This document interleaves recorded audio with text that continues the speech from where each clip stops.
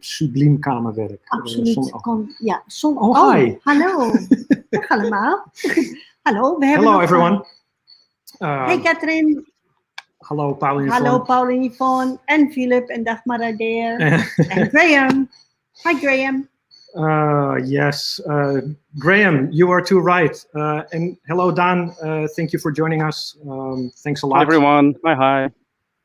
Nice to see Just you again. before we get to you, Daan, let's just go through our loyal viewers as usual. Hopefully underwater soon. That is very true, but I think we have to stand still a moment of with the what's been going on, especially in the south of Netherlands, Germany, actually, Belgium. they are underwater. Actually, they are. Yeah, I hope everyone is okay so far. You didn't lose any of your possessions. So let's see. Hello, you see, Whoop. And then Wim has his weekly practice session. Yeah, let's take a moment to take a look at that. But first, happy Women's Dive Day from Canada. Oh, happy Women's Dive Day. Yeah, we planned to do something, Dagmar, but the weather here was absolutely horrific. Raining the whole day. Yesterday and a couple of days before that, and there was no visibility whatsoever. And besides that, there is a new restrictions from the government in terms of the COVID protocol. So we had some people interested, but we had to cancel that. That's a shame. Unfortunately. That's but a happy Women's Dive Day to you too. Yes. And puppy power. Puppy power. Hi Ingrid and Wim. So would you mind translating this for everyone? Okay. Maybe Daan can translate this. Yeah. Daan, let's test your Indonesian. Oh my God. Sedikit kabar baik. Dari is two. Kami is we. Oh, from.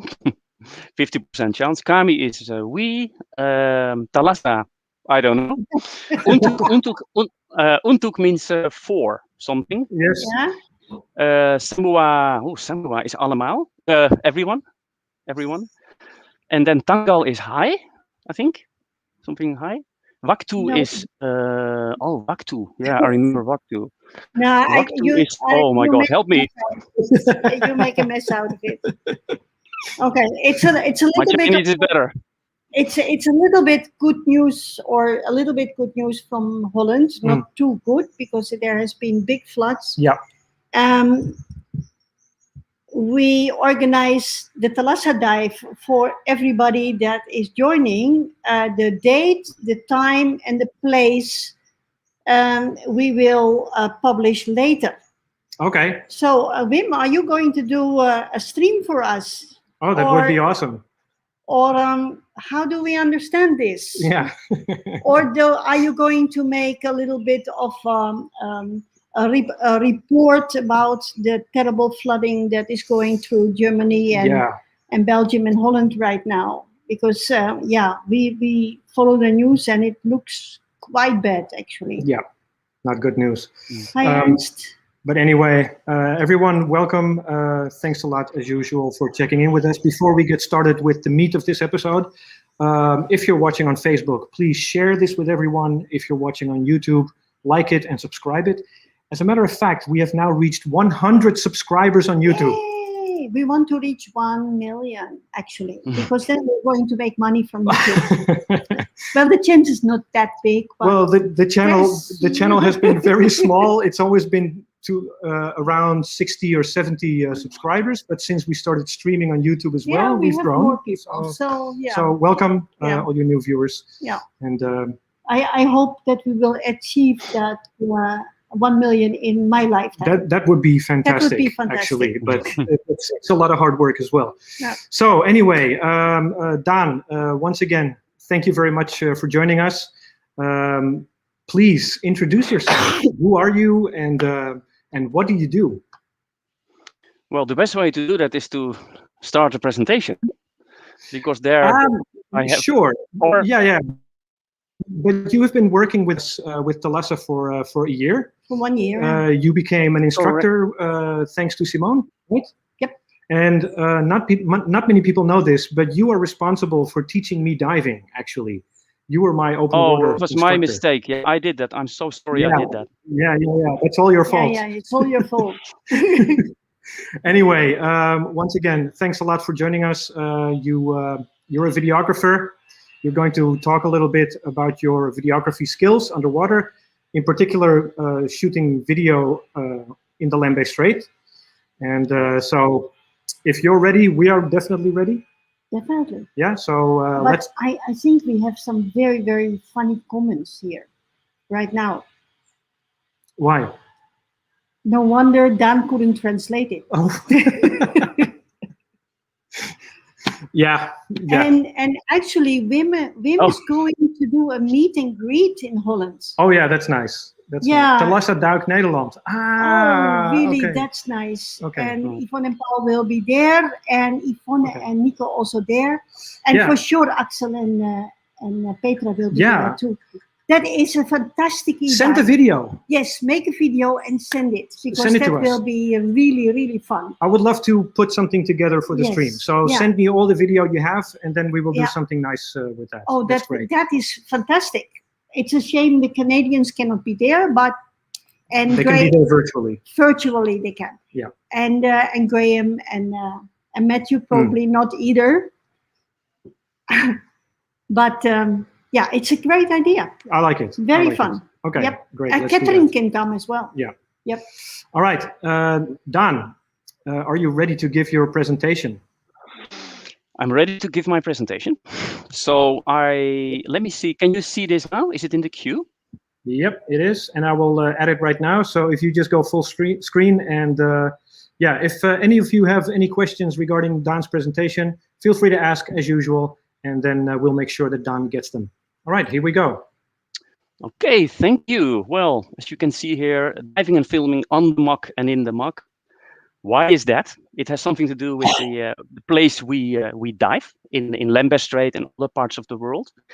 And what I want to do a brief introduction about myself, and then basically sort of raise the topic here. Why on earth would you want to dive in sand? Why on earth would you want to film in the sand? How do you do it?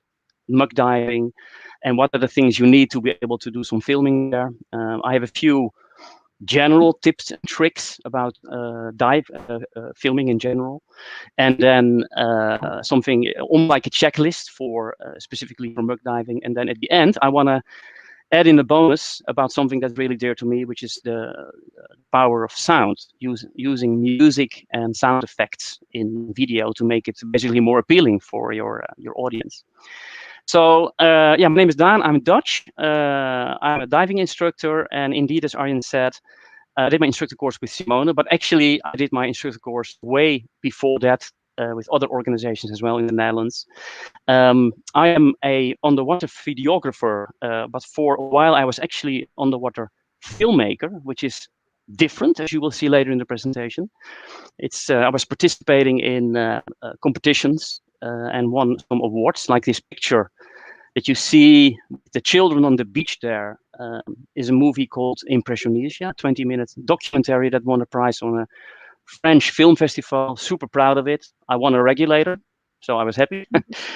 And also I won I should actually I don't have it here, but I won a German Sea Star for the boat competition as well. And yeah, I went indeed in. Sorry to interrupt you there. If you can just switch your screen once again and hide the little notification at the bottom, just to get it out of the way of your presentation. Ah, you mean click on hide? Yeah, there you go. Yeah, that's the one. Yeah, perfect. Okay. All right. Please continue. Thanks. Yeah. So yeah, I moved to Manado in 2016 and was 1 year with Simone. Actually, the year before I was on holiday, I was a guest there and liked it a lot. And yeah, we had a conversation, Simone and I, and it was great for me to be away from corporate life and do some marketing and sales, and also have the opportunity to redo my instructor training with Simone, which was good, but Simone is very strict. And I learned a lot. I really learned a lot. It was a fantastic time. And currently I'm based in Singapore. I'm a marketing professional in the education space and more recently in the finance sector as well. And I'm also running a few groups here in Singapore. I'm a consul for scuba diving for the Internations Network, which is a huge expat network. It's 1,000 members here. As a matter of fact, my partner Lala is currently diving here in Singapore. And I'm also running a secret Facebook group for people that I know who are divers here in Singapore. Doing some events and doing live streams as well with Zoom, just like this. On the left, you see me in the Netherlands. It was a world record attempt for underwater chatting, which I did for 8.5 hours in a pool, which was terrible, by the way. And on the right side, and Arjen made this picture, and we were actually just talking about it. It's actually me and this 82-year-old lady in a pool, who I took in the ocean as well for a scuba introduction dive. And yeah, fantastic memory. Really, really great to see that young people can dive, but also that pretty old people can dive. And on the right, you see me at work with my camera in Indonesia, in Papua. Picture made by a French photographer. So muck diving, why would you do that? And what is it? Where does it came from? It started basically in the 80s already in Papua. First, people started to explore harbors, and they found all kinds of crazy creatures on the sand, which we call critters. And it really is a kind of a different way of diving than coral reef. You dive from, some people say, from oasis to oasis, as you can see here, like a desert, which is partly true. But if you have a good guide, you don't need to wait for 15 minutes until you see, a seahorse or a cuttlefish or a frogfish. There's plenty of life as long as you look down to the sand, not in the sand, but look down on the sand. But muck diving also requires special techniques and sometimes even a bit of teamwork. For example, propulsion techniques, your trim, your buoyancy control is really important to not disturb life and also to protect yourself against animals that could potentially sting you or bite you. So that's kind of the balance you always have to find between where are you above the seabed, the seafloor, and being close to the small animals. Also, safety is kind of something that people forget. Yes, we dive on walls, but particularly in Lembeh Strait, you go slowly deeper. So it means more watching your computer, make long dives. And it's so easy to lose your body, and especially photographers and videographers like me who basically don't really dive with the body, if I'm very honest. You have to be super careful, of course, not to lose the group and your actual body. So there's just some things to bear in mind, but I'm sure there will be another information session more in depth about what it comes down to. Specifically for photographers and videographers, it's actually great if you dive Lembeh Strait in a line. So you have a front where you have body pairs that signal with each other and basically help each other finding animals, because it requires teamwork. You don't see a mini frogfish, you don't see that from 10 meters distance, right? That makes sense. Super popular with photographers and videographers. Some people say or ask, is muck diving the same as macro? No. Macro could be muck diving and muck diving could potentially be macro, but it's really about strange creatures that are either camouflaged or are almost show off on the catwalk because they are poisonous or they're so colorful. They're dominant. By the way, the picture here of the seahorse is a screenshot from a film I made in a muck dive place called Singapore. So this is here in our own muck dive spot here in Singapore. And the screenshot below is the head of a bobbit worm, which is indeed in Lembeh Strait. What can you actually see there? So in addition to marine life, you also see the remains of what people leave, such as trash. It's just the reality. So you have to sort of accept that. But it actually means that, for example, Bintan bottles or plastic buckets are also used by the animals, and that makes it actually super interesting. They use that, as a house, the same as the coconut octopus. Now you can see seahorses, octopi, cuttlefish, all kinds of weird animals. One of my favorites on the left here is I don't know if anyone knows what it is. I cannot check the comment field here. It's a rhinopia. It's a rhinopia, which is basically a genus within the scorpion family. And you can see this in Lembeh. You have to dive a bit deeper, but you can see it. And it's a fantastic animal. You can also see coral. As we learned in last session, coral reefs are there. There's even some great caverns with some beautiful light coming through. So it's a spectacular environment. On the right, you see an animal that is the mimic octopus that was discovered, I think, in the late 80s, early 90s in Lembeh. Was filmed for the first time, and this is an animal that can switch itself off and on, literally. So the top picture is camouflaged. It's not in the sand, it's camouflaged. And when you go a little bit too close, or the dive guide holds a hand carefully above the animal, it switches literally on. And I was really happy to capture that moment on the video. So what before I go to the video, there was one other thing I wanted to say about muck diving in general, which is also you need to make sure, as I said, that you dive safely, and safely for the animals, but also safely for yourself. It's sometimes a bit colder sometimes, the water. But yeah, if you warm up with a nice cup of coffee or tea, then you're ready for the next dive, of course. Yeah. So Arjen, I now would like to show a 6-minute movie. And after that, I will actually do a kind of reflection myself on the video, and I will show some bullet points on how I make a video and what went right or what went wrong. Yeah, sounds good. In the meantime, we've got a question from Wim, and he's asking how deep are muck dives on average? Is there a sensible number you mentioned? There is, because if you look at your computer, it's usually about 18-20 meters is average. You don't go shallow, because if you go shallow, especially on the sandy hills, the visibility is a bit less.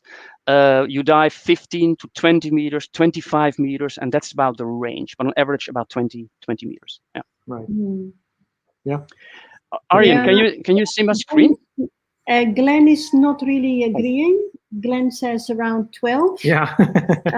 I also think that most people, they like to stay at shallower depths and stay a little bit longer. Yeah. The dive times in Lembeh are quite long.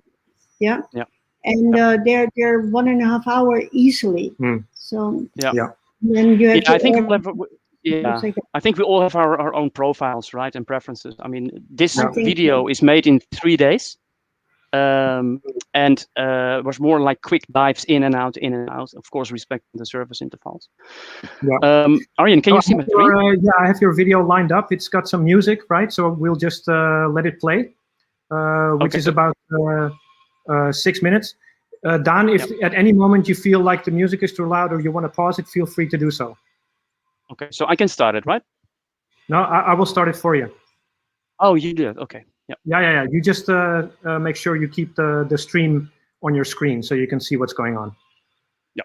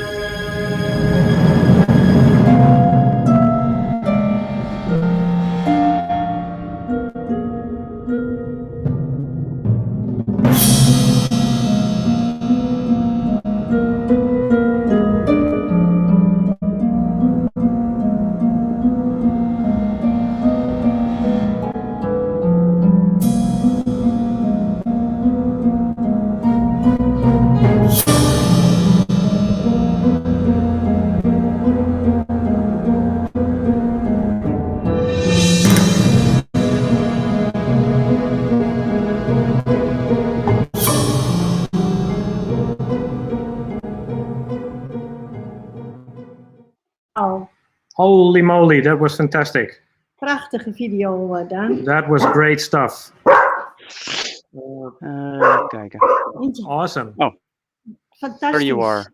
Geweldig. Yeah. Wat een lucky Oh, you shot enjoyed it? Okay. van de bobbitworm.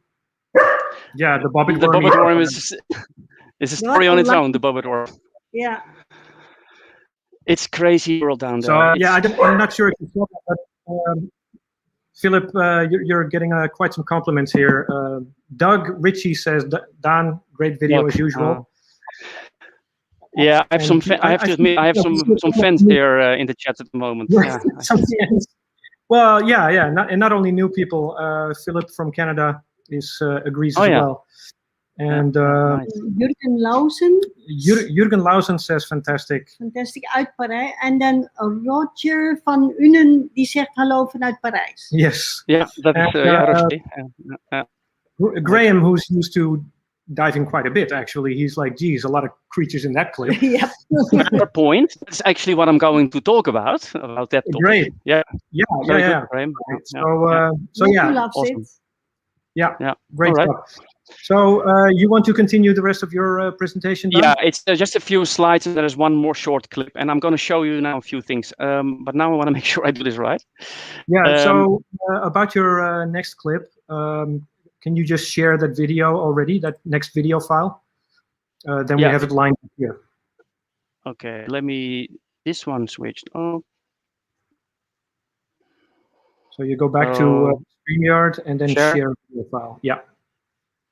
And just then we'll cue the next one and just let me know when I can play it. Yeah, this is the end of the presentation. So now I go back to the presentation. Yep.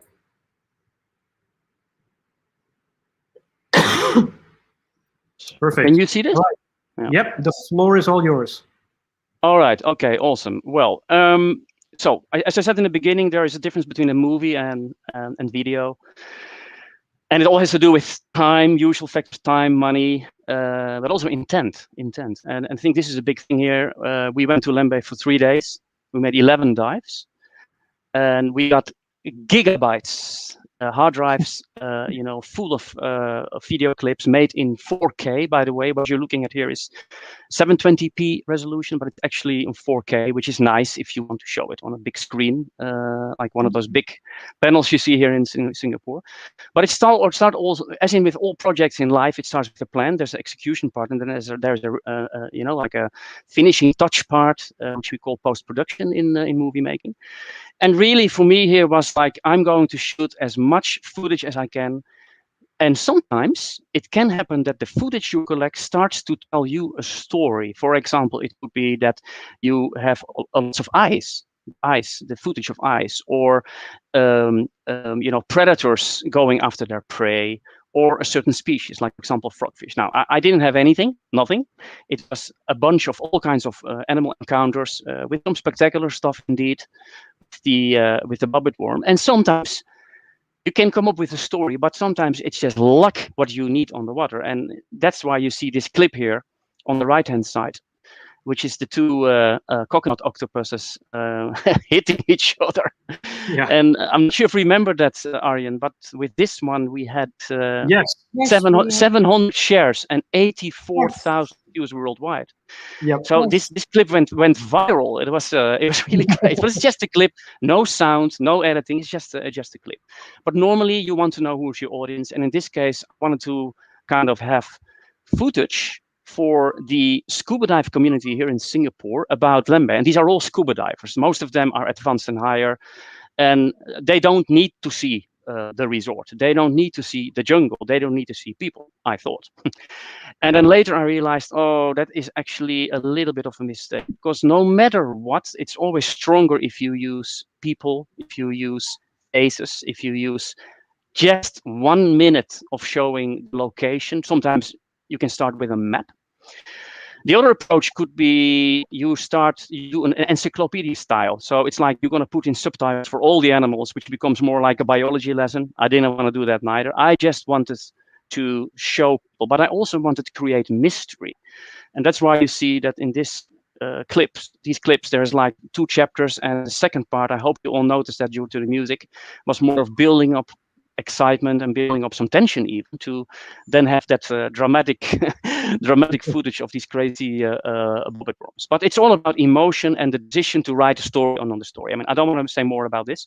Then there's the actual shooting phase, which is really about preparation, and I'm not going to talk about O-ring inspections and all these things. And Peter Leering, I think it was, and Paul already covered a lot of the technical sides there. But again, it's that balance between footage above water and below water, which I think is really important. And then the actual camera setup, I use this, almost the same camera as Peter Leering presented a few weeks ago. Okay. Can you see this?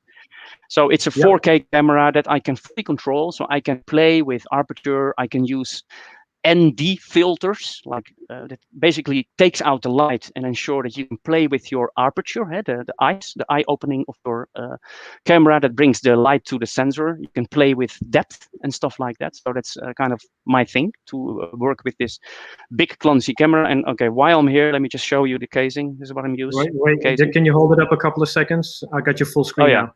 Oh yeah. So this is housing. Very heavy.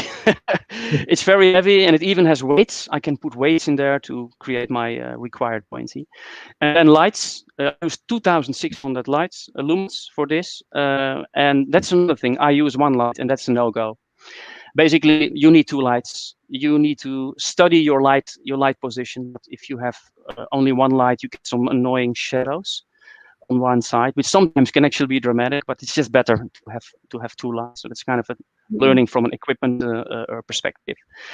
And then, of course, same as was mentioned before by other filmers, I use mostly light, and sometimes I use red filters. But in Lembeh, not really. It's mostly the light that will do the trick. And then it's really a matter of, I will talk about this in a sec, is about, and that's always my one-liner is like, shoot for the best and edit the rest. Because that's basically what you need. It's getting the color, getting the light, getting the stable shots. And there is so much you can do these days in your editing suite, which is almost beyond belief what you can correct, as you will see later. Now, and then you have the whole framing.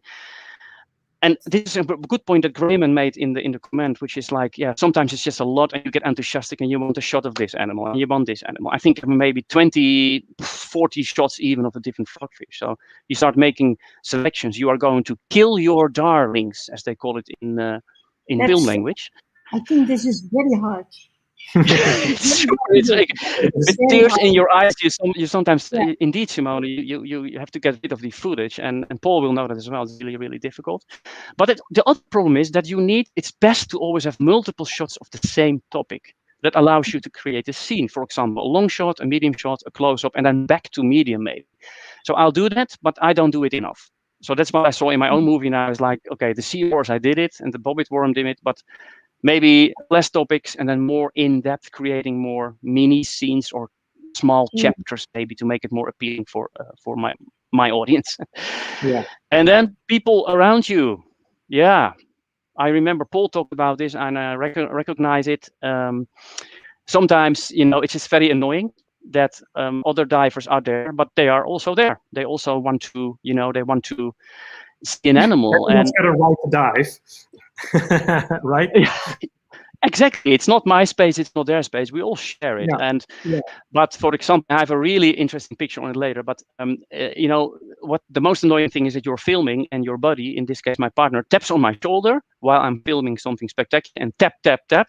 And then my footage is on the table. So if I see something really nice, I give her the looks. I look at her with my dark brown eyes, and then she goes, okay, I should not touch him. So that's kind of I have one golden tip. If you come to the Lembeh Strait to shoot the best video that you can shoot, get a private guide. Yes, and and with nobody else around, because this is the most annoying thing. And it's nobody's fault, and everybody has the same rights to be there. But not everybody is equally good with their buoyancy. That is one, everybody's just different. Everybody's different, and people always also are scared to miss out. Yes. Right? They FOMO. Missing out. FOMO, the fear of missing out, and that's is very often the case, and some people are polite about that, but other people are actually not, and then you get complete fights underwater and fight these octopus. boats. It's so senseless. What I always say is, be patient. The guides know exactly what they want to do. They communicate with each other. If you, as a filmer, see an animal that, for example, this octopus, and you see a frogfish, you choose not the frogfish. You choose the octopus, because the octopus can go away. If there's already another group of divers, the guides will bring you to another spot. They communicate with each other, and you easily come back, and then you can take your shot. So it's also a matter of being patient and trust other divers. Yeah, and what I really found very beneficial for those of you who are in photography and filming is learning how to swim backwards. So and making 360-degree helicopter turns, which you can learn. There are courses for that, and I learned I can swim backwards with my gear. There's no such thing that's more annoying than you're there, you make your footage, or someone else does. Shot is done, you swim away, you turn around, and with your fins you create a storm of dust for the next photographer or the next diver. So that's what I mean with teamwork, actually, to go short. And just one more thing, Graham's got a good point hooking into that. He says it's a pet peeve. As a fellow diver that you have stood back from, he lets you in to show you something with a grand gesture, and then on the way out, he kills the visibility. Yeah. But it's a nice gesture. And actually, there are people, and these are not our guests. And I heard that from a dive guide about a videographer who tried to, or photographer actually, who wanted to make shots for a contest, and that was in day 2. And after he made the shots, he killed the animal. So nobody else. No. Yes. So he could. It's insane what people do for prizes. It's insane. It's unbelievable. Makes me really angry.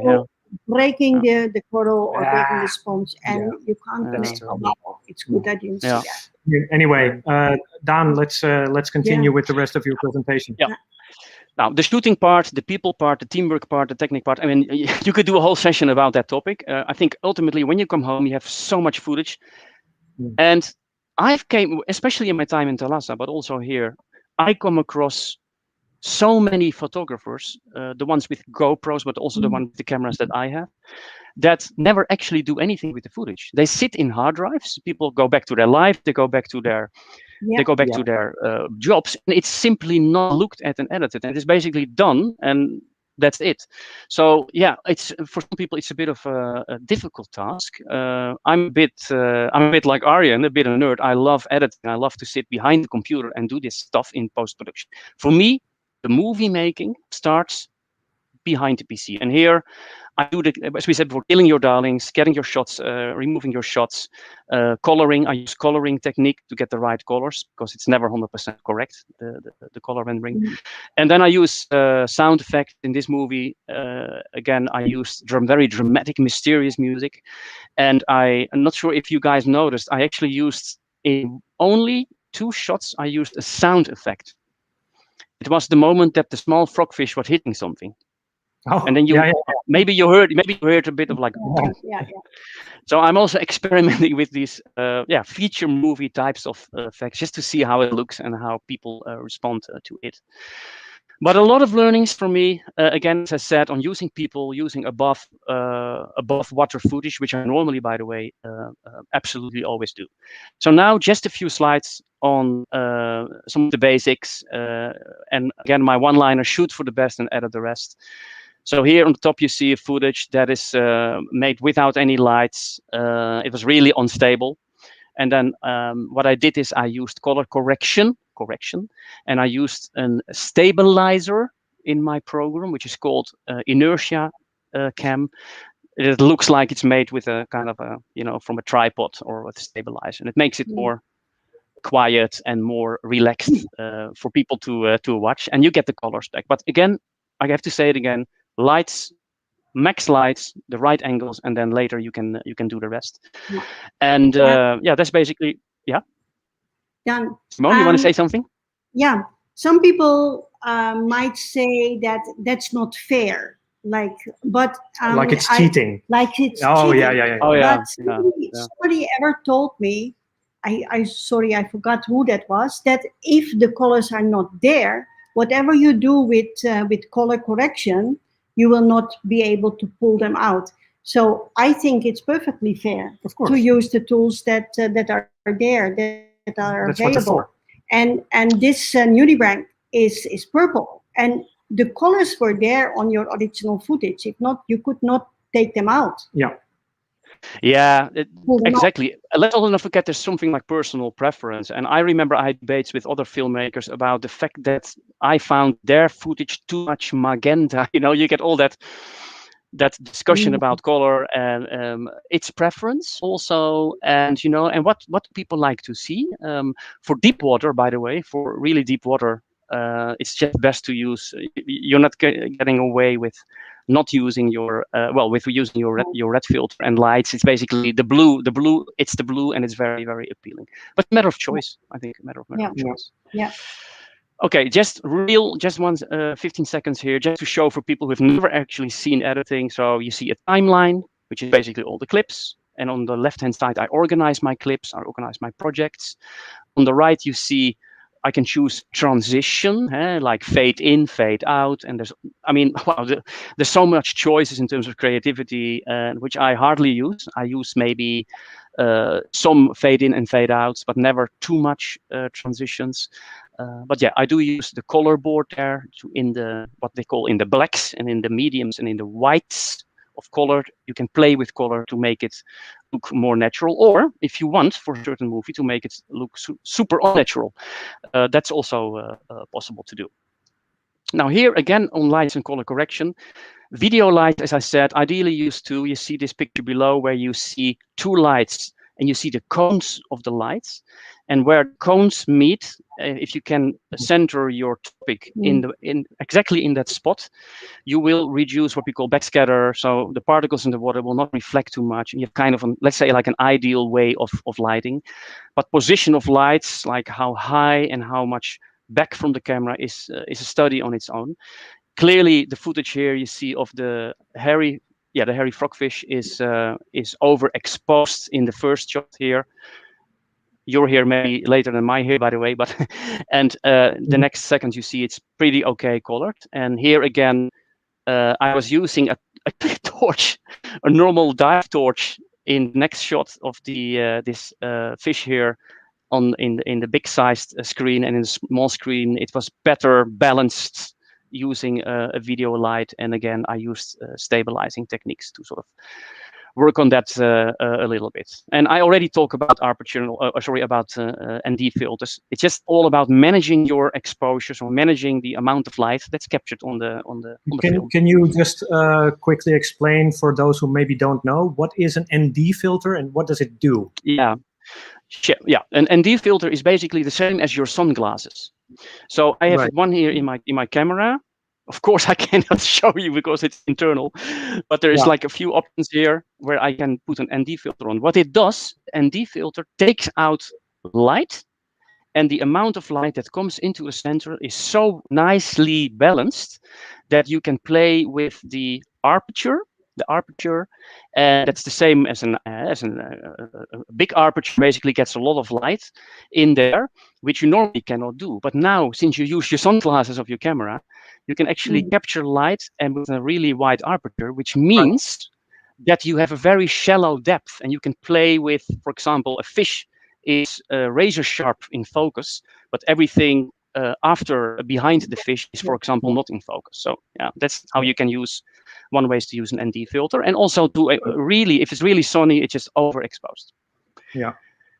Okay, and then here 2 examples. The one on the left is my partner Lala, and this is a shot is worthless. Why? It doesn't have what we call handles. It's a swing. It's basically, like a pen down. There's nothing I can do with it. It doesn't have what we call a handle. It doesn't have a nice steady shot in the beginning and a nice steady shot at the end. So you can use that for cutting. the right length of a shot. The right-hand side, something that all of you know, and we talked about it the other day, Simone, in the previous session, is if you use your native sound, what the microphone captures, every shot you hear the switching on and the switching off of the camera. And when you switch it on and off, you get this movement. So this is why we have gigabytes. Every shot you see in a movie is more. It has a longer beginning and a longer end. So this is why editing needs to be done if you want to show it to an audience. Yeah? Yes. Then there's dusting and churching. Does anyone know what churching is? Despite the religious aspect? No. Okay. There was a filmmaker called Jim Church, and Jim Church made a video, wanted to make a video of something really nice. Instead of switching on the camera, he switched it off. The camera was already running for half an hour, and we all know this, right? You're guilty of that. I'm guilty. Guilty Me too. Everybody has this, and I have like gigabytes of my own pins. So that's why you always need to check, and especially in Lembeh, you sometimes swim a bit, so you need to check: is my camera not running? Is it really off? That's really very, very important. And dusting, I think, is clear, right? That's again the buoyancy control and avoiding looking at currents. Where is my buddy? Where are other people? Where is the object? And where does the current come from to ensure that you don't film a descent? Okay, and then yeah. Now we'll get through the comments by the end of your presentation. I'm almost done, by the way. Just one slide and then a short clip. I want to talk briefly about composition and the use of people again. On the left, it's nice, and I think those in photography knows it's nice to make a picture and video of the head to get a portrait, but you can play with light. You can make sure it's dark on the back and it's really nicely lit in the front. And then you always say, never make a picture or a video of a person from the back. True. Except here. So you can do that. Especially you draw the attention, in this case, to Bunaken, right? Yeah. And Bunaken. Oh, Tua. This is Tua. Yeah. Bunaken next to it. Yeah. Yeah. So here you see that actually it does make sense to sometimes take, a personal animal from the back and film it like that. On the right, this is one of the first things I learned from another filmmaker, which is shoot upwards more than you think. Always go under the animal and shoot upwards towards the reef, towards the blue, or in this case, why not using this? Why not using the sand? This is in Poppel. The other place for Lembeh, for muck diving in Manado, with snail and then the diver of the background. You get a really nice perspective by having both there. And then the picture on the left, what can I say? This could mean different things, actually. I see here Simone is an underwater filmer and her buddy is attacking her and is definitely disturbing the scene.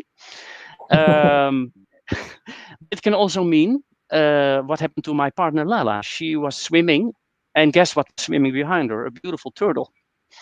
And I made a nice shot of that. Yeah. So look behind, and be careful what is attacking you. Yeah. So using people and composition, just a few tips and tricks. Oh, yeah. Last slide, and that is about, again, sort of summary about the muck and videography. As I said, video lights is just a must. You cannot do without. If you have one, like I have at the moment, use it wisely, find the right position of the light. Think about safety, watch your computer, your body, and be very careful for the environment, animals. It's so easy to hurt an animal. Do some teamwork, try to form a line so that you get almost out of the dive and of your footage even. And again, take first the animals that move, because they will go away if you stay too long.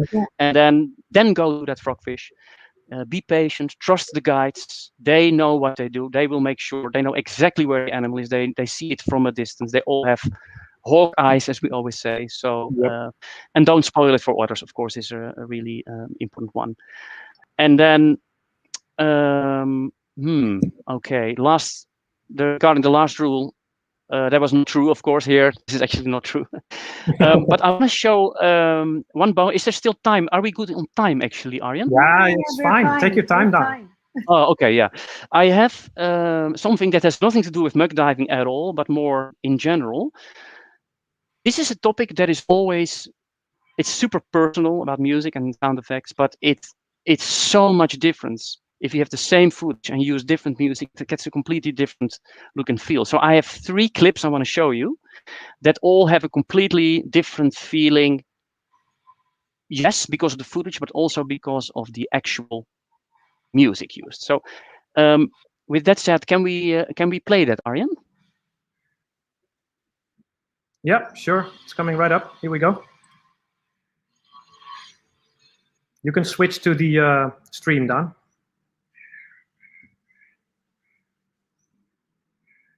So no music. Again, with music. Okay, yeah. So first one is really dramatic, mysterious, exploration, expedition.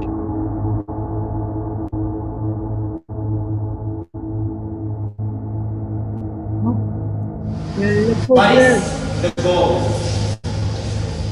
The goal from your research?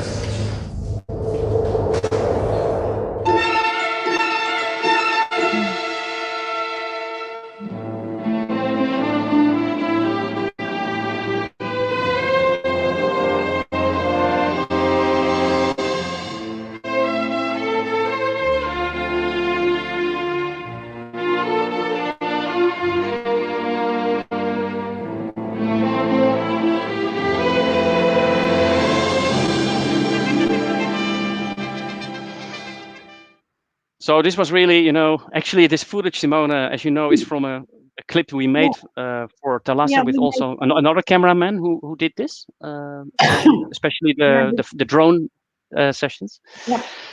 And the group that was an interesting. Yeah, it was very nice, actually. It was a great experience to see what they did there. So this is kind of a feel of, that's why I used Cousteau, expedition, research, and some excitement in the beginning.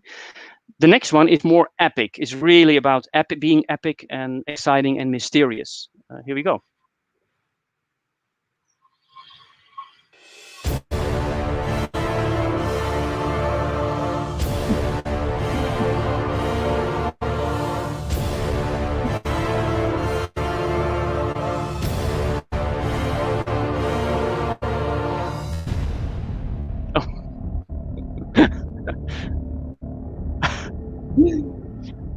This was really funny because when I saw this, when Lala jumped in, it went super fast instead of smooth, but it's okay. The last one is actually an interesting one, and here I have to mention Arjen. Arjen, you found the music for this one when I was in Thalassa with your Spotify account. Oh, okay. you may remember it. You may remember it.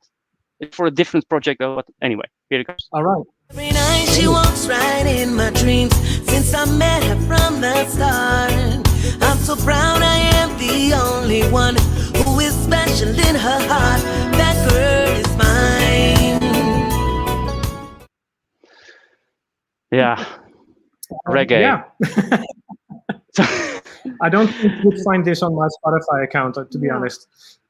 Okay. Anyway, but you see, there's like so many different things you can do with music and sound. No, or his covers that much. But fantastic.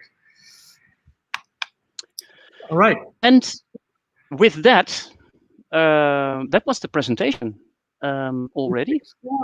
Really nice. Thank you very much, Daan. Share with you. Fantastic. Yep, you get a lot of compliments, Daan. Fantastic. Yep. Okay, I will write that down and look at that tomorrow again. So let's go over a couple of comments because while you were presenting, a lot of people were chiming in. First of all, let's see. We had this discussion between Graham and... Yeah, so mind you, a buddy photographer, if you were not into photography, is a real pain for others as well. Guilty as charged. Absolutely. That's why we try always to separate. To have more guides in the water, so the videographers and photographers can separate from the other divers. It's very important indeed. And being aware of it, well, Huub and Graham seem to find each other there. Then going back to tip that diver who killed off the animals, because that is just ridiculous behavior. Yeah, it is. Yeah, the problem is that the competition organizers, they don't know that. And there's more to that. I've seen pictures on underwater competitions, underwater photograph competitions, where actually animals were placed on places where they usually don't go. And you know exactly what I mean, Dan. A nudibranch that has been taken away and put on a sponge or something like that. And that animal they made a big mistake. Huh? They made a big mistake because biologists who are usually sitting in those juries, they see that. They see immediately this cannot happen. I'm not a biologist, and if I see it, they definitely should know it. Definitely. So unfortunately, that happens. Now, one of the best guides is on board. Yeah, you remember Fendi? Fendi. Fendi. Fendi found my dive computer when I lost it. Oh, really? Yes. And I made the longest dive. I made the longest dive ever in the world. Well, not me, but that dive computer. It was underwater for days. It's really funny. Oh, wow. And he found it. He found it. And it was still working. Oh, where did you leave it? The jetty. On the jetty. I think they were carrying the boxes and it was falling out. And then I already was in Singapore. And then Fendi, or I don't know who, Satoka maybe, we found your computer. Wow. That was hilarious. That was fantastic, by the way. Yeah. And then Graham says to say it's not fair, and we're going back to the color correction, is like not being able to use your watch, because you should be able to tell the time from the position of the sun. I agree, Graham. Yeah. So much knowledge being shared here by our audience. And Huub is chiming in as well, and he says that color is a result of your own brain, so it's perfectly all right to interpret it. And there's always artistic license, right? It's your footage. You can do whatever you want with it. It's completely up to you.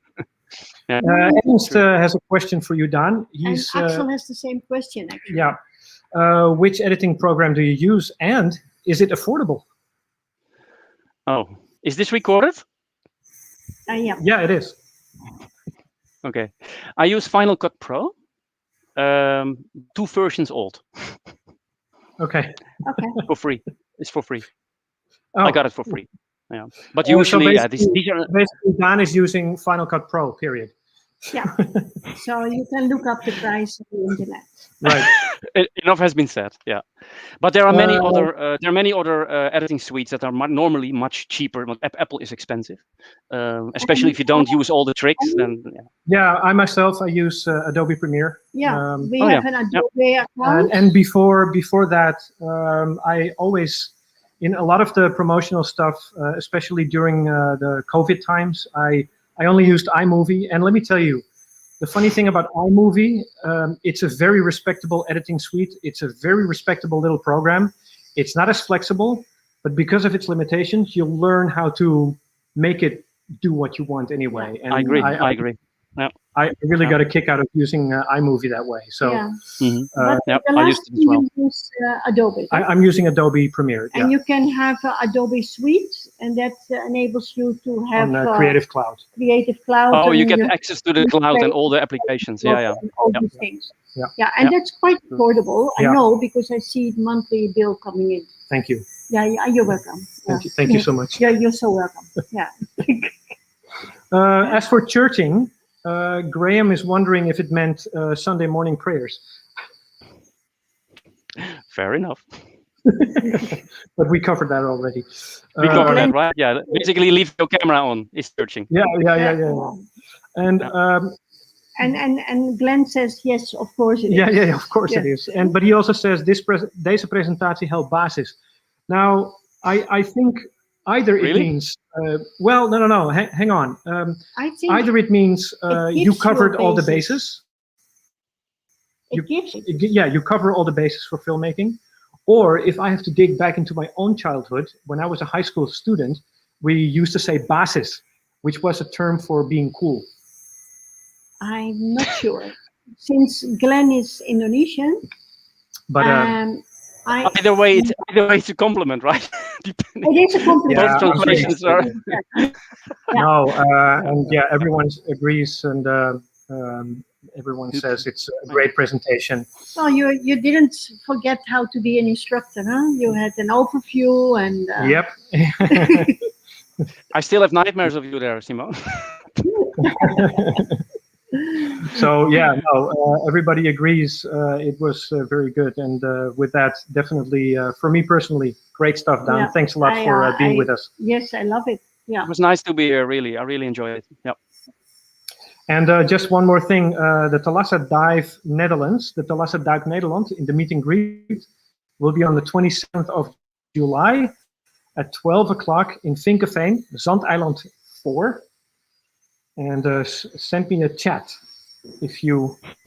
So Wim is, if you're interested, he's organizing it. So if you want to join him, please get in touch with Wim, and then you can join that. So I think Wim, it's a great idea. Please Fantastic. do send me an email about this. I want to know everything about it, and we need to organize and get together, and because I would love to receive some footage. And if there are people joining that are bringing cameras, make underwater footage as well. Yes. It would be so much fun. I think that will fill another stream. Yeah, I would love to see it. Absolutely. Because it will take a while before we are able to receive any guests. So anything diving and Thalassa in the name, sure, why not? Sure. So yeah, Graham, you're correct. Final Cut Pro, it's around $300. It's not the cheapest, but you pay it only once. Yes. So, and then it's yours, and you get free upgrades. Yeah. So yeah. Once again, thank you very much, Simone. I think it's about time we're going to say goodbye.